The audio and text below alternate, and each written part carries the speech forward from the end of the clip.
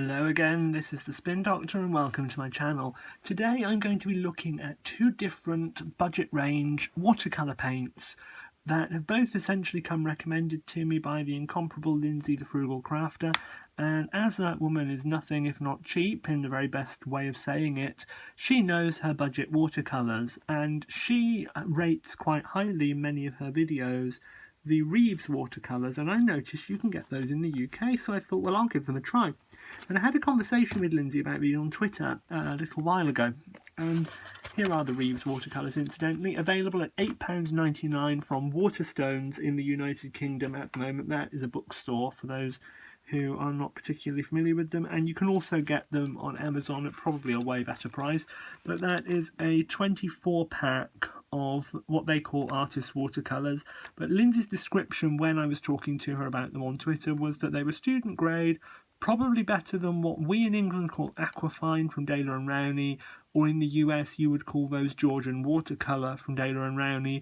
Not as good as Cotman, but pretty good. And I really love Cotman. I don't rate aquafine that well, but I like them, I can use them. So I thought this might be an interesting set to play with. So I'm going to get these out and have a good look at them. But while I was on my travels having a look for these today, I went into Ryman's, which is a stationery store where a friend of mine from Twitter, Holly, who I believe follows my website now, so she'll probably see this. She tipped me off that they sell Royal and Langnickel, I should say, brushes, which they do. But I didn't see any brushes in there that I particularly wanted, because I'm trying to be stricter with myself about buying things that I kind of already have something that could do the job of. But I saw that they had in their essentials range this 14-piece, don't be fooled, it's 12 paints, 2 brushes, set of budget watercolours again. And these were £3.99 for this set. And I'm going to work out the kind of price per tube, price per millilitre and all of that, and put those in the descriptions. And these are, here they are. There's a reasonable range of colours in here. So I'm going to go through each of these two sets, review them a little bit based on my first observations, and then I'm going to put them into pallets, which is going to be incredibly dull for you, so I'm going to skip through that. And then I'm going to let them dry for a few days, and then I'm going to come back and do another video. And in that video, I'm going to use them and see how they paint. So my first impressions and how well they go into pallets, what they look like wet. Now, I don't paint with wet watercolours straight from the tube, ever. I like to dry them down and then re-wet them. It's just how I like to paint, okay? So I won't be doing that. I'm going to start with the Royal Langnickel ones because it's a smaller box and I can fit it on my work area a little bit more easily. So I've already hacked into the box to get all the horrible cellophane off and so on. And what you get in this pack, they're 12 millilitre or 0.4 US fluid ounce. Let me just adjust my light slightly, there we go. Tubes of paint, and you also get 2 brushes. And those brushes are in the essentials range as well. They are a number 5 round, and they are a number 10 flat. And these actually have got a decent bit of spring to them, and I don't quite know what they are. I think they're synthetic, but you know, I can't honestly tell. They could, with that level of spring, almost be squirrel. They could be a very good fake. I can't tell. I'm going to have to wait till I try them out. They don't feel like... I mean, they could be something like black nylon, and I could be completely crazy here, but they just don't feel synthetic. They almost feel too good. We'll need to see what they behave like and how they soak up water, and I will look at that when I do my review of them. So for now, I'm going to pop them in my watercolour brush stash over here, which is just a pile of watercolour brushes really. And here I have the paints. Get them nicely into focus for you. There we go. So I'm going to go through the colours from left to right, and there are 12 tubes in this set for £3.99 with 2 brushes. We have white, lemon yellow, yellow ochre, vermilion, crimson red lake, violet, Prussian blue, sap green, deep green, burnt sienna, burnt umber, black. First impressions. you very rarely need a white watercolour, so I would have been happy to get rid of that. My immediate impressions are also that black is not very useful. I would have preferred Payne's grey. It's a rubbish colour really, we don't need those. What do we need? Well, we need two yellows. We need a warm yellow and a cool yellow, minimum. Now, I like an earth and a dark as well, but that's just me. I've got here my earth, my yellow ochre, but I've only got a cool yellow, lemon yellow. I don't have a cadmium yellow. I don't have a gamboge. Where's my warm yellow? I don't like this. Reds. I've got a warm red and a cool red. Okay, they're not the obvious ones. Why vermilion? Why not a cad red hue? It's probably not vermilion at this price. It's probably vermilion hue, but it again is a bit of an unusual red to use. Crimson Red Lake is not that unusual, I guess. Blues are where this set is really a letdown. Prussian blue, nice paint to have, but not a good paint. Where is an ultramarine, for example, and a phthalo blue of some kind? Prussian blue is not a useful colour. Violet, okay, dioxazine violet, which is probably what it is a nice shadow colour. I quite like it. Two greens is nice. It's a bit of a luxury, not too bad. And there are two burnt browns here, a burnt sienna and a burnt umber. I personally like raw umber a lot. I find I can do lots of stuff with it, but the burnt ones are good because one can mix them into other things and get interesting effects. So that is nice, and I'll be interested to see whether Prussian blue and burnt sienna, make any decent blacks as an equivalent to ultramarine. So that is the Royal and Langnickel set, and what I'm going to do now is pause this and squeeze these out into a palette and see how they look. Now what I have done is I have bought two very cheap, they're about £2, of these 20 well Royal and Langnickel Essentials folding palettes.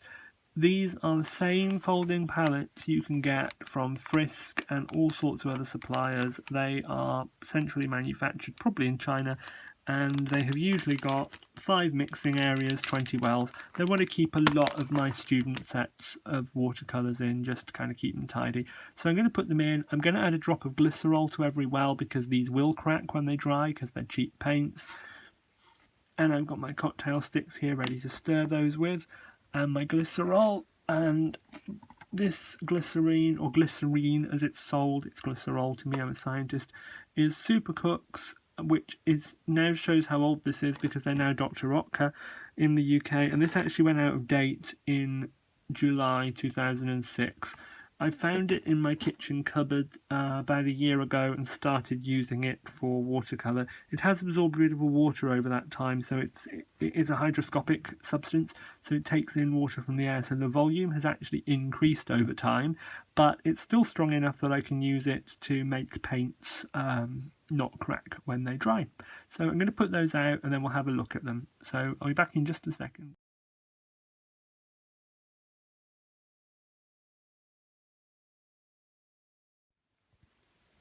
Hello everyone, I did a review, or a beginning of a review a little while ago now, on the Royal and Langnickel Essentials and the Reeves Watercolour sets that one can buy in the United Kingdom.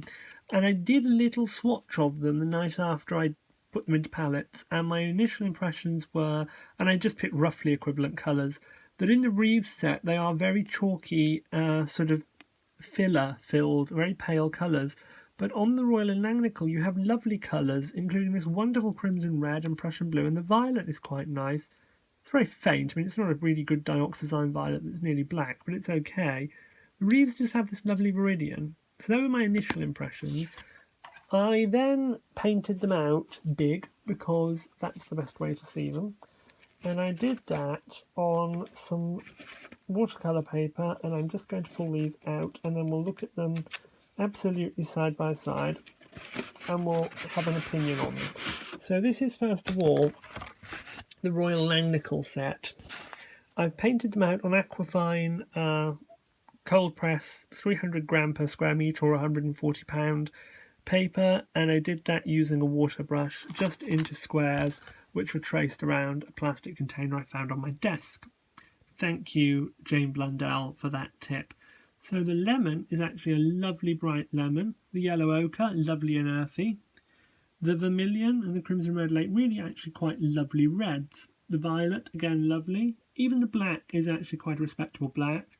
The white is totally translucent. I went outside the lines to see what it would do, and it is totally translucent. I love the Prussian blue. I thought the sap green was perhaps a little insipid, and the deep green was okay. It wasn't anything special. And then the earths, the burnt sienna, the burnt umber, they're very samey. I mean, I expect a sienna to be a little bit more red than that, really. But on the whole, I mean, they're a pretty respectable set, considering I paid £3.99 for them, as student watercolours go. So they worked out at 27 pence per tube, or if they'd been full price, which is actually £8.99, it would have been 75 pence per tube. So I've normalised those to a fairly standard tube size, which is 27 pence I paid for a 10 millilitre tube. That's the same size that Cotman and Aquafine sort of things are sold in, or 62 pence at full price, compared to the £2.50 a standard student watercolour usually costs. These are actually pretty nice paints. I would not mind painting with those a bit more, and I'm going to paint some botanicals with them over the coming weeks and just see how they mix and how they perform. But they seem to not have too much filler.